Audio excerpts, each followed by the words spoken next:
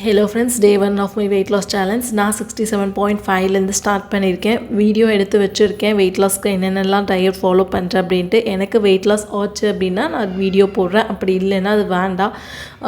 நான் வந்து டெய்லியுமே வந்து 10K ஸ்டெப்ஸ் வந்து வாக் பண்ணணும் அப்படின்ட்டு டார்கெட் செட் பண்ணியிருக்கேன். அதுக்கப்புறமா வெஜிடபிள்ஸ் ஷாப்புக்கு போனேன்.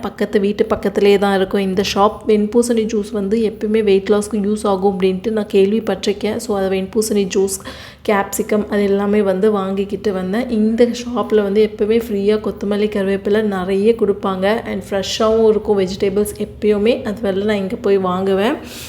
வீட்டுக்கு வந்த உடனே பார்த்திங்கன்னா காலையில் சமைச்ச பாத்திரம் எல்லாமே இருந்தது. அது எல்லாமே வாஷ் பண்ணிவிட்டு சேமியா உப்புமா பண்ணியிருந்தேன். இந்த சேமியா உப்புமா என் ஹஸ்பண்டுக்கு சுத்தமாக பிடிக்காது, பட் என்ன பண்ணுறதுன்னு பண்ணிட்டேன். அண்ட் தென் மார்னிங் இந்த டைம் வந்து நான் வெயிட் லாஸ் ஜர்னி வந்து ஸ்ட்ரிக்டாக ஃபாலோ பண்ணியிருக்கேன். பார்ப்போம் 1 மந்தில் எவ்வளோ வெயிட் ரெடியூஸ் ஆகுது அப்படின்ட்டு டெய்லியும் அப்டேட் பண்ணுறேன்.